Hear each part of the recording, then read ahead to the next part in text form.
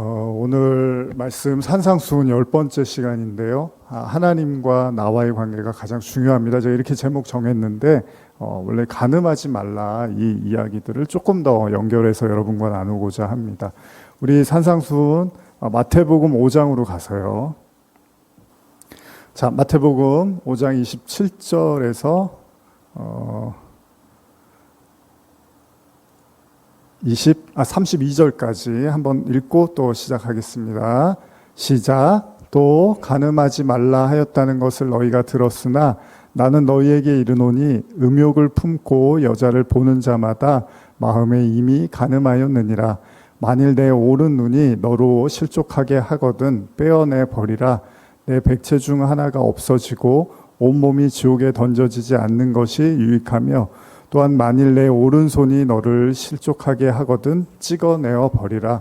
내 백체 중 하나가 없어지고 온몸이 지옥에 던져지지 않는 것이 유익하니라.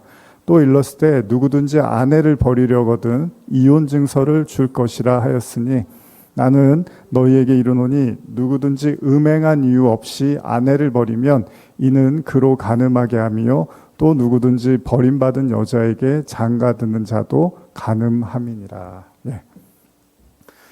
간음하지 말라 지난번에 좀 짧게 제가 길게 나눴는데 편집을 하다 보니까 좀 저희가 그때 나눴던 이야기들 다 좀 올리지는 않고 편집해서 짧은 내용만 나눴는데 오늘 좀 이어서 간음하지 말라를 한 번 더 좀 나눠보고자 합니다.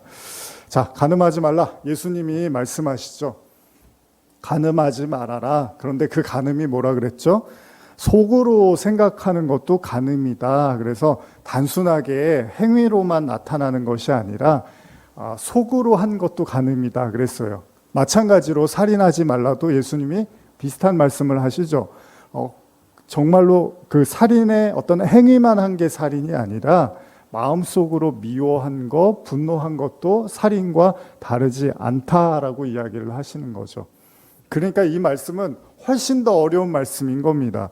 아니, 속으로 하지 말라고 하는 거, 겉으로는 안 할 수 있어요. 그런 척 할 수 있고, 하고 싶어도 참을 수 있고, 그런 마음을 어떻게든 이제 있지만, 그래도 자제할 수 있는데, 지금 예수님은 속으로 한 것도 죄다라고 말씀을 하시는 거죠.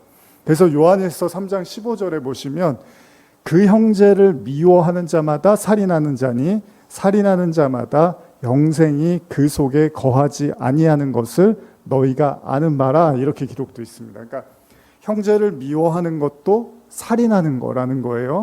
그리고 그렇게 살인하는 사람은 영생이 그 속에 거하지 않는다라고 말씀을 하시는 거죠.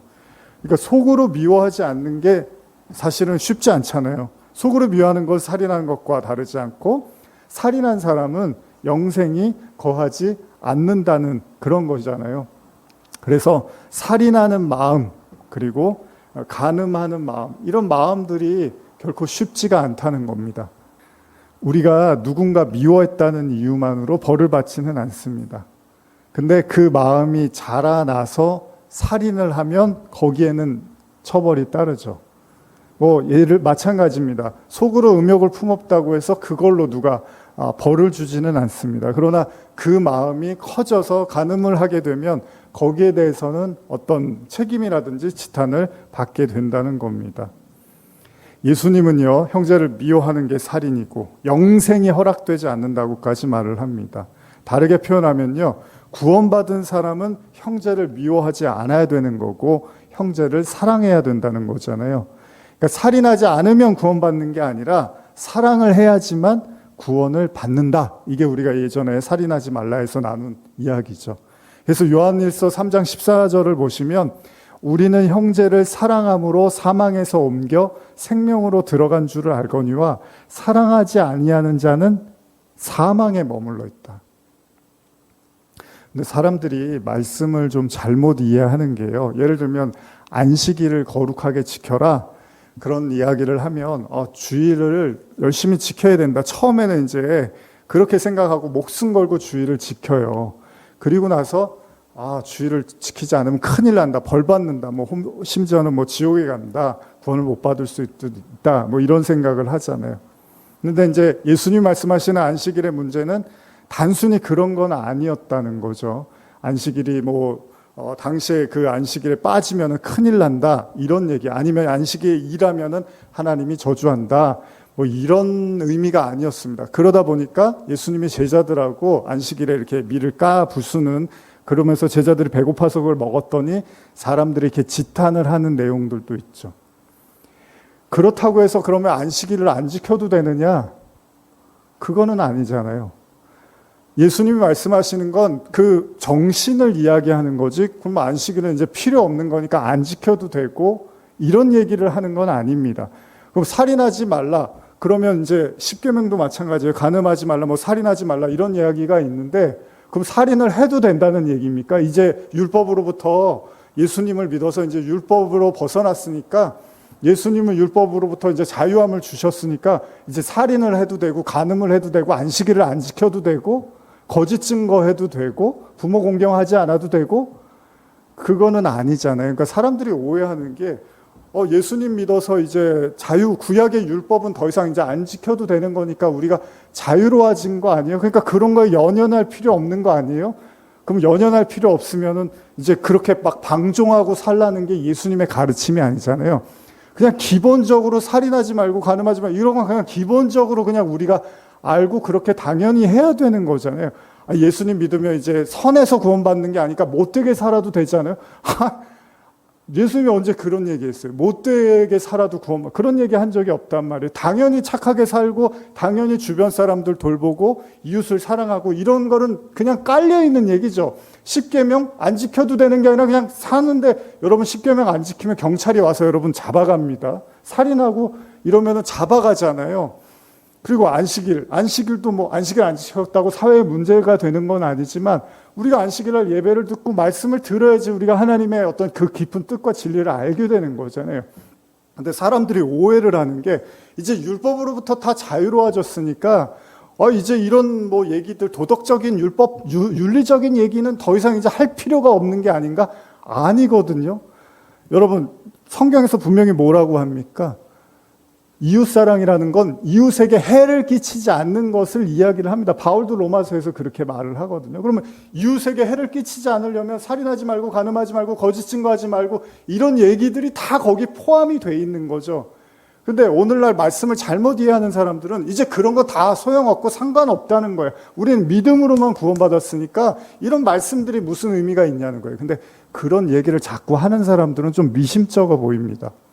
그 사람들의 저희는 뭘까요? 여러분, 지금 성경이 뭐라고 합니까? 살인하지 말래요. 근데 속으로도 미워하면 살인이래요. 근데 거기서 나가서 뭐라고 하냐면, 너희가 형제를 미워하지 않고 너희가 형제를 살인하고 그 다음에 미워하는 그것만으로 구원이 안 되는 게 아니라 사랑하지 않으면 구원이 안 된다고 말을 하면, 이거는 율법보다 훨씬 더 큰 가치와 의미를 내포하고 있는데 사람들이 오해를 하는 거예요. 자유라는 거를 단지 그냥 이제 율법은 안 지켜도 되는 거 아니야?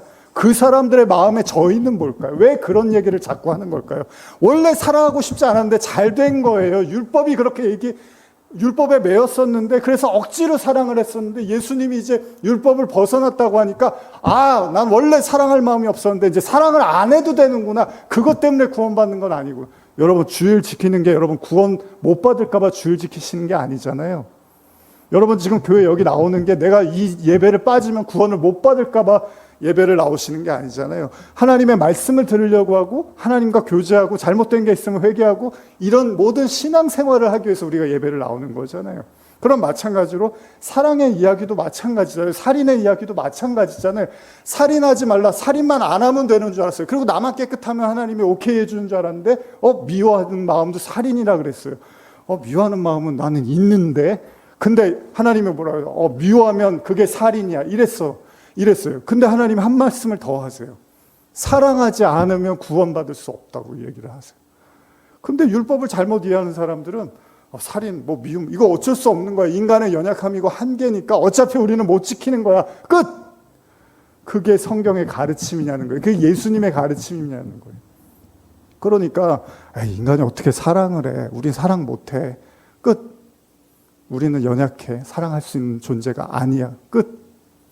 그럼 이런 설교가 다 무슨 의미가 있고 말씀이 무슨 표현이 있습니까? 그 안식일 이제 그런 걸 좀 아는 사람들은 이제 주일날도 별로 중요하지가 않은 거예요. 뭐 예배 하나님은 어디나 계시고 뭐 예배 안 드리면 어떻고 뭐 또 드릴 수 있으면 드리는 거. 오늘 아침에 제 아내가 이제 몸이 좀 안 좋으니까 어제는 이제 좀 안 좋았고 오늘은 이제 아침에 일어났는데 제가 몸 괜찮냐고 그랬더니 뭐 좀 어제보단 낫다고. 그래서 이제 제가 아침만 되면 기독교 방송을 이렇게 틀거든요. 트는데 이제 몸이 좀 너무 좀 좋지 않으면 오늘은 좀 쉬어도 된다고 그랬더니 뭐 그 정도는 아닌 것 같다고. 그래서 그러냐 그런데 갑자기 설교하시던 목사님이 요즘은 자유가 너무 강조가 되니까 뭐 자유와 권리만 있지 책임은 사람들이 생각을 하지 않는다는 거예요. 그러면서 이제 이 사회의 어떤 현상들에 대해서 비판을 하시는 이야기를 하다가 그러면서 갑자기 뭐 컨디션 좋을 땐 교회 나오고 컨디션 안 좋을 땐 교회를 안 나오고 이러면 안 됩니다. 딱 그런데 둘이 보고 있다가 이제 웃는 거예요. 꼭 제가 이제 아침에 그 얘기를 하고 있는데 그 목사님이 갑자기 그런 얘기를 하시니까 그러니까 웃더니 어차피 뭐 나올 마음이었지만 그렇다고 뭐 제가 막 정말 막 너무 괴로운데 막 기어서 교회 나오시고 저도 그런 사람은 아니고 그렇게 그런 마음을 가지시라 이런 건 아닙니다. 그러나 예수님의 말씀 우리가 율법에 대한 이해를 잘못 이해하기 시작하면은 결국은 자기 좋은 쪽으로 해석하고 이해하면서 그걸 마치 진리인 줄 착각하는 사람들이 너무나 많다는 거예요. 살인하지 말라? 아니요. 예수님 미워하지 말래요. 근데 미워하지 말라. 안 미워한 걸로 구원받는 게 아니라 사랑을 해야지 구원을 받는데요. 근데 여기까지는 들으려고 하지 않아요, 사람들이. 그러니까 우리 뭔가 깨어있는 교회 같고 진보적인 교회 같고 이러니까 우리는 율법 우리는 그런 거에 매여 있는 사람들이 아니야. 그거 우리 지킬 수가 없어. 아니요. 사랑해야지 구원받는다고 말씀을 해요. 간음도 마찬가지잖아요. 간음도 뭐라고 합니까? 속으로 간음한 것도 간음이라고 하세요. 그러면 지키기가 이게 어렵단 말이에요. 그럼 거기서 끝. 그러면 예수님이 율법 다 필요 없는 거니까 하나님이 괜히 쓰잘데기 없는 얘기 해놓으셔갖고 너희들이 힘들었지? 자 이제 다 필요 없는 거니까 그냥 다 잊고 살아. 그게 구약 폐기론이잖아요. 율법 폐기론이잖아요. 아니에요. 더 예수님은 진짜 의미를 깨달아서 그거를 행함으로 살라고 한 거거든요. 그래서 야고보 기자가 행함이 없는 믿음이 죽었다고 하는데 그걸 불편해하는 사람들은 그 야고보서를 찢어버리고 싶어 해요, 진짜로. 아니 인간이 어떻게 그걸 행해? 근데 야고보 기자는 행함이 없는 믿음은 죽었다고 하는 거예요. 그러니까 인간이 참 여러분 저도 그런 생각을 하는데 사람이요 참 못된 게요. 이 하나님을 되게 열심히 믿는 것 같고 말씀도 보는 것 같고 하나님 은혜를 이야기하는 것 같지만 어렸을 때 자기가 꿈꿨던 하지 못했던 어떤 욕망 같은 거를 하나님의 말씀하고 이렇게 잘 보듬어서 결국 자기 만족과 자기 유익과 자기 환상을 위해서 말씀을 사용하는 사람들도 굉장히 많이 있을 수 있다는 거예요. 그러니까 어렸을 때 그 정체됐던 자라지 못했던 마음들이 하나님의 어떤 말씀과 결탁돼서 그걸로 어떤 자기의 어떤 자아를 성취하려고 하는 그런 사람들도 많이 있을 수 있다는 겁니다. 저 자신도 그런 걸 봐요. 그래서 오늘도 이런 말씀을 보면 여러분들한테도 제가 그러는 거예요. 이 인간의 마음이 참 복잡하고 생각이 많은데 근데 또 보면요. 제가 지난주에 계속 묵상했던 게 뭐냐면 전도서 말씀인데 하나님이 인생들에게 노고를 주신다고 하죠. 근데 그 이유가 뭐라 그러죠?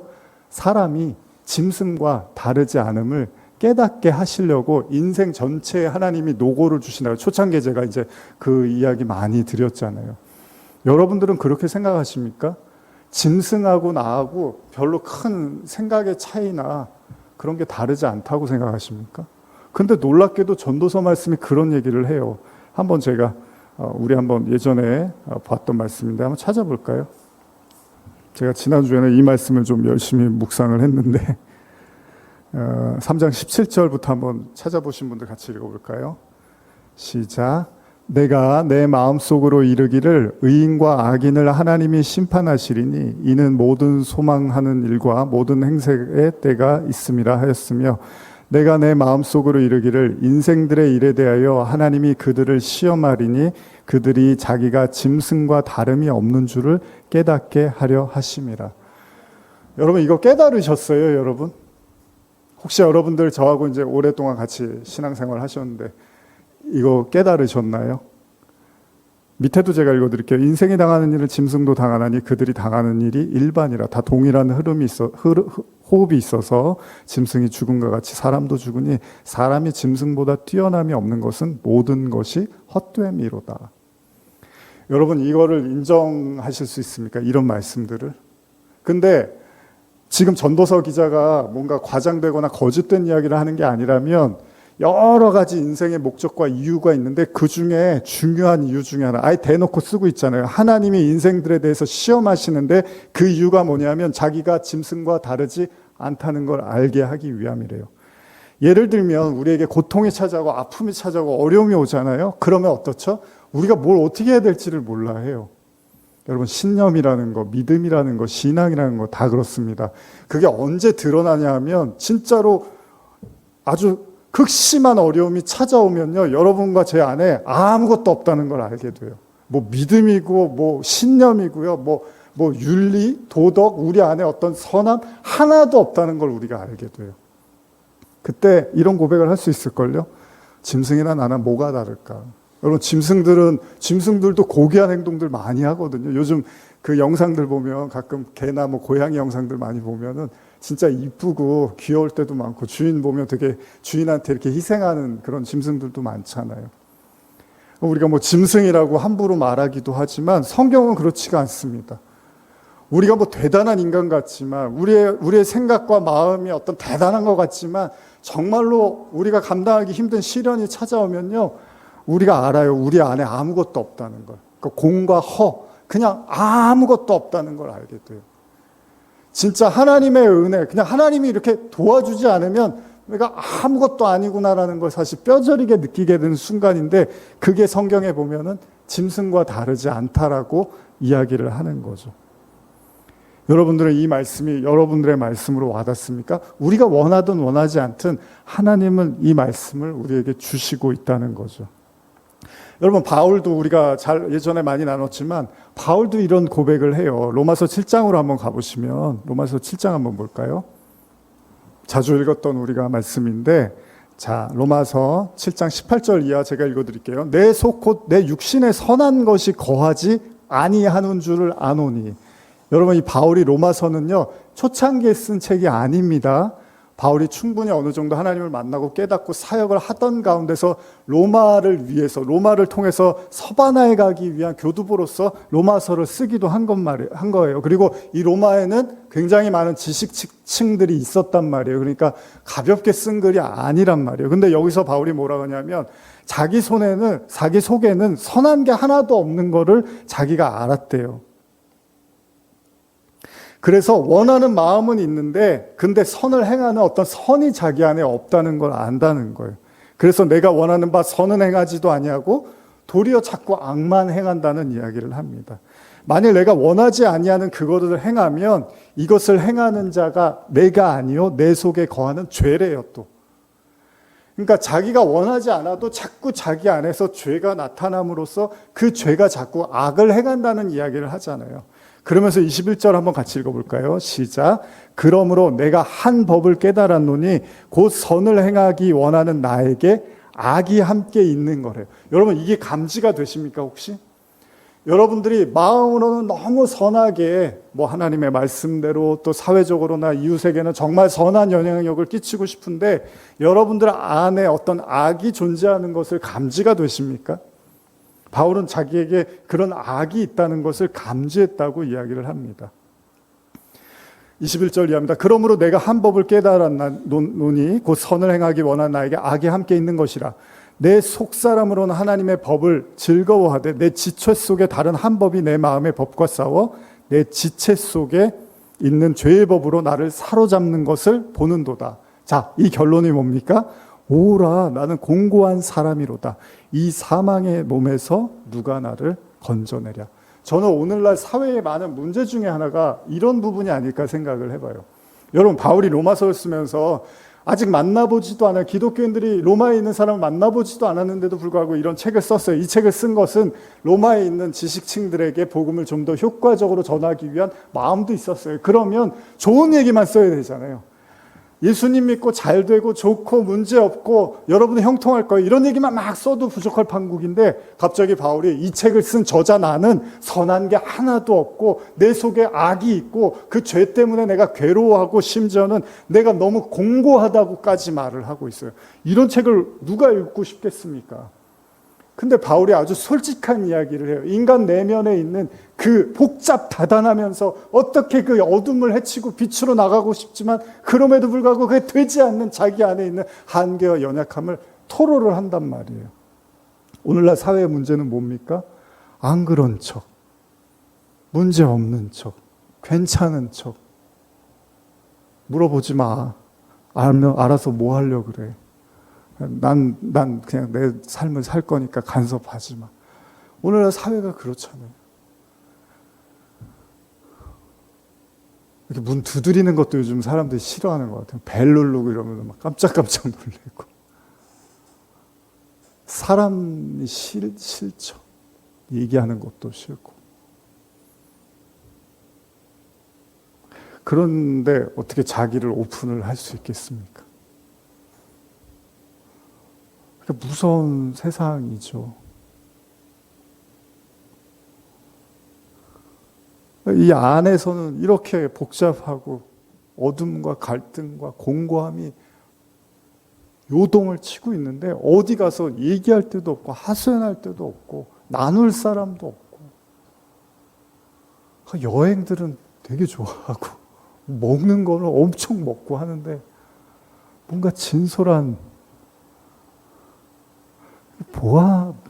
무슨 세상인지 모르겠어요.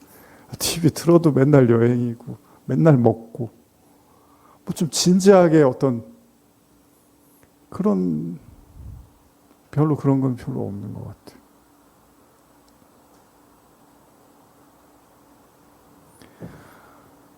바울이 괴로워하는 거예요. 이 내 안에 너무 큰 갈등, 이게 하나님을 믿고 싶고, 하나님 말씀대로 살고 싶지만, 그렇지 못한 내 안에 이 공허함과 괴로움. 제가 이제 이번 주부터 나가는 이제 영상 묵상 하다가 좀 가볍게 전해보려고 너무 또 묵상이니까 진지하면 그렇잖아요. 근데 이제 요한복음을 가지고 이렇게 하는데 두 번째 시간인데 이 빛에 대한 이야기를 하는데 여러분 이제 정오의 또 화목의 정오의 묵상이니까 빛에 대한 이야기를 하는데 근데 제가 이렇게 그 묵상을 이렇게 끝내면서 제 마음에 위안이 된 게 여러분들도 좀 위안이 되셨으면 좋겠어요. 여러분 빛이 이렇게 선명해지면 어떻죠? 여러분들에게 어떤 일이 일어나죠? 오랜만에 한번 이렇게 얘기들을 좀 빛이 여러분들에게 강하게 쬐면 쬐수록 어떤 일이 일어나죠? 네? 눈이 부셔요. 그것도 좋은 거예요. 못 보죠. 앞을 잘. 네? 외투를 벗어요. 더 입는 사람들도 있죠. 빛이 이렇게 들어오면 여기 모자도 쓰고.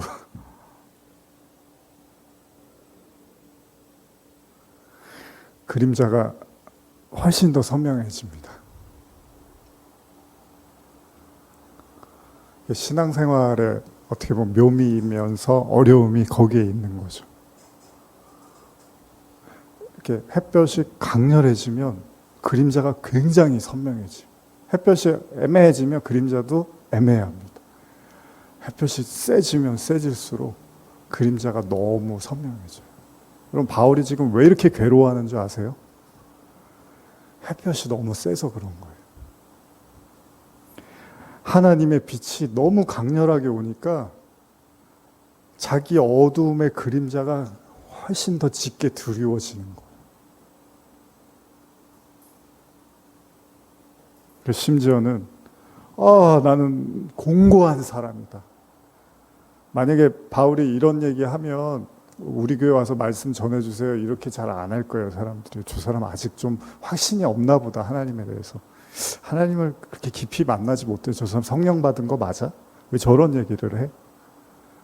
근데 그게 아니라 하나님의 빛이 강렬하게 드리워질수록 바울이 오히려 자기 안에 아무것도 없다는 걸 보게 되는 거죠. 여러분, 간음하지 말라는 두 가지 의미가 있거든요, 성경에. 첫째는 뭐냐 하면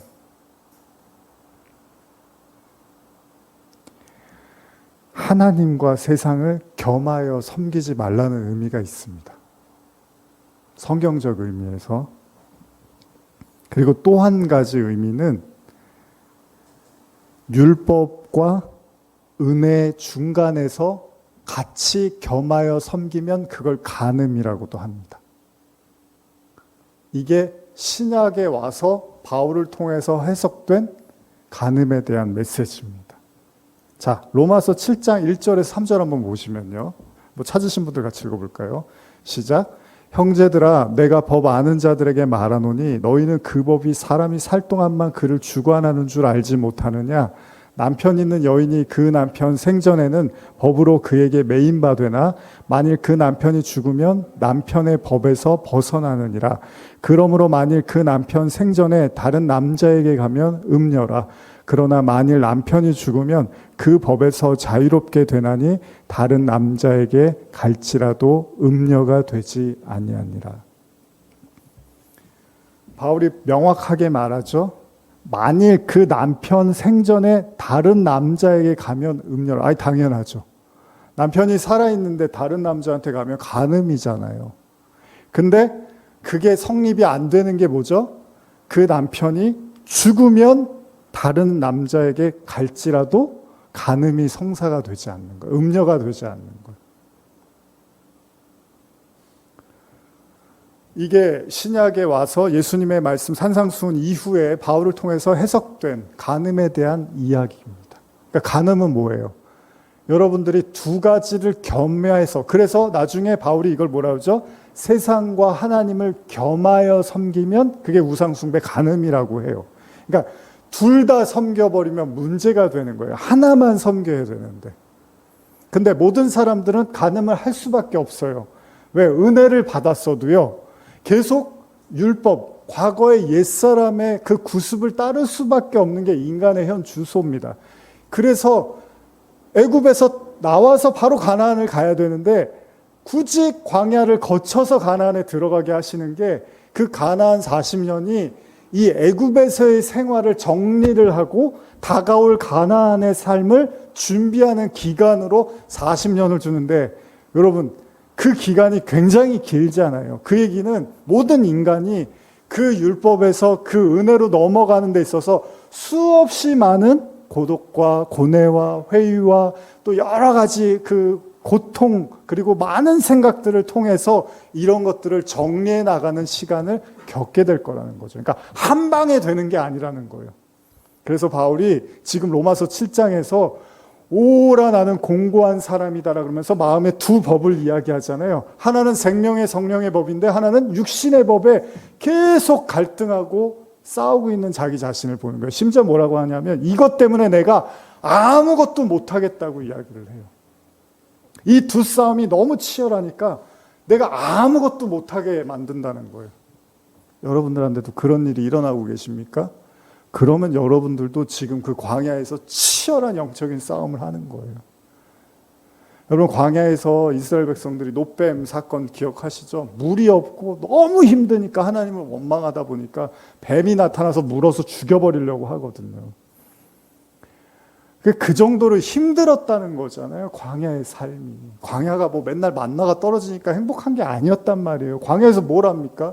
물도 없고 그 메마른 땅에서 너무 힘들잖아요. 짜증나잖아요. 그러다 보면 사람들하고 부딪힐 거 아니에요. 그러니까 노뱀 사건도 일어나고 뭐 맨날 원망 사건이 그냥 넘쳤던 게 광야잖아요. 어떻게 보면 아무것도 할 수가 없어요. 거기서는. 근데 하나님이 그 광야의 사건을 왜 허락하시냐 하면 이 두 주인을 섬길 수밖에 없는 인간의 현 주소를 뼈저리게 느끼게 하고 그걸 증명하고 보여주시기 위해서 광야는 또 뭐가 있어요? 햇볕이 있잖아요. 그냥 따가운 햇볕. 거기서 인간이 갈등하는 거예요. 고뇌하는 거예요. 그게 간음하지 말라는 또 다른 신약의 해석이라는 거죠. 저도 아까 제가 찬양인도 할 때 그런 말씀드린 게 그거예요. 제 안에서 그 율법, 옛사람의 그 과거와 그리고 그 하나님의 은혜, 그 새 은혜, 성령의 법, 이게 제 안에서 너무 치열하게 매일매일마다 일어나니까 근데 또다시 또다시 일어나서 또 뭔가를 하게 되고 이끌어 가시는 그 하나님을 매일 경험을 하는 거예요. 매일. 어쩌다가가 아니라. 그러니까 모르시는 분은 뭐 일주일에 설교 2번 하고 뭐 그게 힘드나? 뭐 그렇게 얘기하시는 분들도 있을 거예요. 근데 그 설교라는 게 그렇지가 않아요. 뭐 그렇게 하는, 부담 없이 하는 분들은 모르겠는데 또 그렇지 않은 분들은 한 편 한 편이 정말 마음과 생각과 삶을 녹아내면서 하는 분들도 계시거든요. 그래서 신앙은 그냥 뭐 이렇게 가볍게 뭐 한 번 말씀 듣고 뭐 그럴 문제는 아닙니다. 그러려면 예수님이 광야에다가 그 수많은 60만 가까이 되는 사람들 왜 몰아세워서 40년을 거기서 굴리십니까? 그래서 신앙생활 절대 쉽지 않죠. 제가 말씀 기억이 안 나는데 하나님 나라 들어가려면 사도행전인가요? 많은 고통을 받아야 하리니 이런 표현이 나오거든요. 하나님 나라는 절대 쉽게 들어갈 수 있는 곳이 아니라고 말씀을 하시죠. 여러분들 어떠십니까? 우리가 그리스도의 연합을 얘기해요. 로마서에서. 결국 연합이 뭐죠? 혼인하는 거잖아요. 그러니까 간음할 수밖에 없는 우리가, 원래 그 옛사람 율법 세상에 대해서 간음할 수밖에 없었던 우리가 이제 새 은혜, 새 신랑 예수 그리스도를 통해서 우리가 이제 새로운 남편을 맞이하는 거잖아요. 그래서 그 남편과 연합하는 걸 우리가 이제 그리스도의 연합, 신앙의 최고의 목적으로 알고 있는데 그걸 다른 말로 혼인이라고 하는 거죠. 그러니까 우리 모두는 다 간음할 수밖에 없던 자, 그게 마음속으로든 행함이든 큰 의미에서 우리는 간음할 수밖에 없었던 자예요. 예수님이 오셨을 때. 근데 결국은 우리가 예수 그리스도를 믿음으로 영접하고 이제 그 율법의 남편으로부터 벗어나서 은혜의 신랑을 받아들이게 되는 이 연합의 과정을 저와 여러분들이 걸어가는 거죠.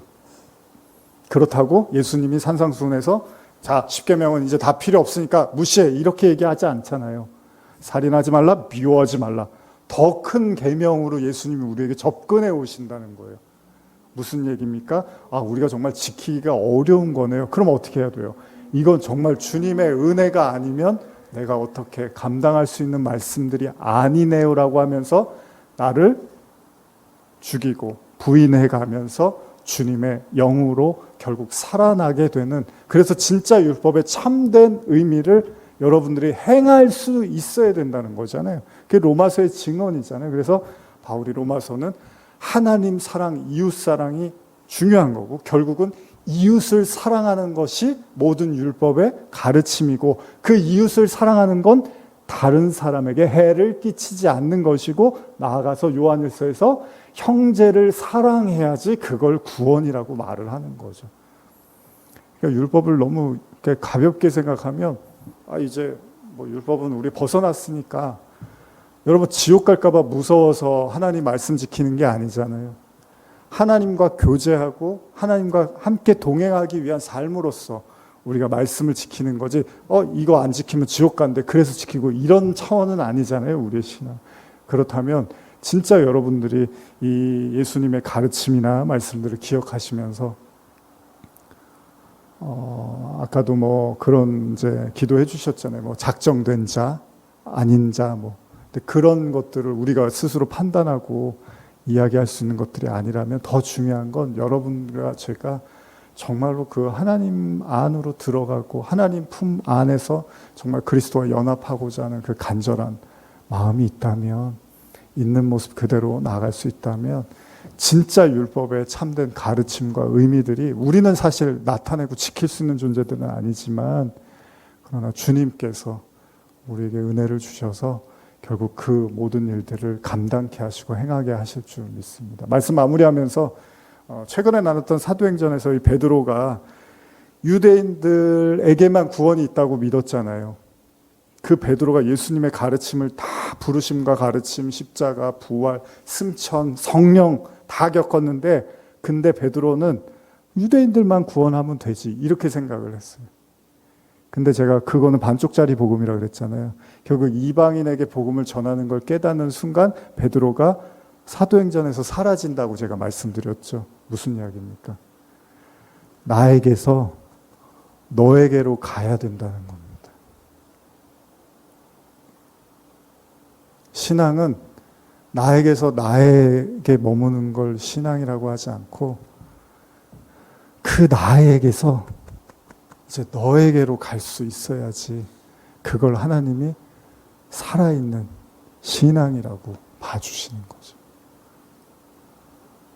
베드로도 결국은 그 옛날 그 살아왔던 방식에서 못 벗어나고 있었던 거예요. 그냥 똑같이 살고 있었던 거예요. 성령 받고 뭐 겉으로는 대단해 보였는데 그 마음 뿌리는 옛날 그 버릇 그대로 그냥 살고 있었던 거예요. 우리도 마찬가지예요. 지금 뭐 신앙생활 저나 여러분들 오래 하고 뭐 많이 알고 깨닫고 해도요. 그 옛날 어렸을 때 중학교, 초등학교, 고등학교 때 가졌던 그 마음 그대로 가지고 겉으로 포장만 어떤 언어의 화려함만 있을 뿐이지 그냥 똑같을 수도 있어요. 저 자신도 마찬가지고. 근데 그거를 벗어나는 겁니다, 신앙. 여러분, 지식이나 이런 거 너무 이렇게 우리가 막 우러러볼 필요 없어요, 여러분. AI 로봇한테 프로그램 입력하면은 그대로 행동하잖아요. 근데 프로그램대로 입력한 대로 명령한 대로 안 하면 뭐라 그러죠? 고장났다고 하죠. 근데 사람은 말하고, 이제 우리도 태어날 땐 텅 빈 상태로 태어나잖아요. 근데 우리가 이제 언어를 받아들이고 수용하잖아요. 지식을 획득한단 말이에요. 근데 그대로 안 하면 뭐라 그래요? 고장났다 그러나요? 사람 보고? 아니죠. 말 안 듣네. 이렇게 얘기를 하잖아요. 이게 로봇하고 인간의 차이겠죠. 우리는 영적인 존재라는 거잖아요. 그래서 우리를 뭐 어떤 가르침대로 안 하면 고장났다고 하지 않잖아요. 폐기시키지 않잖아요. 여러분과 저는 그렇게 단순한 존재들이 아니라는 거예요.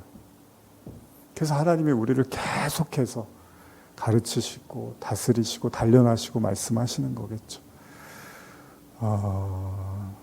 두 주인을 우리는 섬길 수밖에 없는, 가늠할 수밖에 없는 자들이지만 결국 저와 여러분들은 이 고뇌와 고통, 이 빛으로 인해서 드리워지는 이 그림자의 시간을 통해서 결국 하나님 안으로, 그리스도 안으로, 혼인의 은혜로, 축복으로 넘어가실 줄 믿습니다. 기도하시겠습니다. 하나님 아버지, 우리에게 일어나는 많은 어려움들, 또 지금 이 순간에도 여러 가지 고통 속에 방황하는 많은 마음들이 있을 줄 압니다. 뭐 저 역시도 결코 자유롭지 않습니다. 그러나 우리는 바울을 보며 또 다른 위로를 삼기를 원합니다. 바울도 너무나 힘든 고백을 합니다. 오, 사망의 몸에서 누가 나를 건져내랴.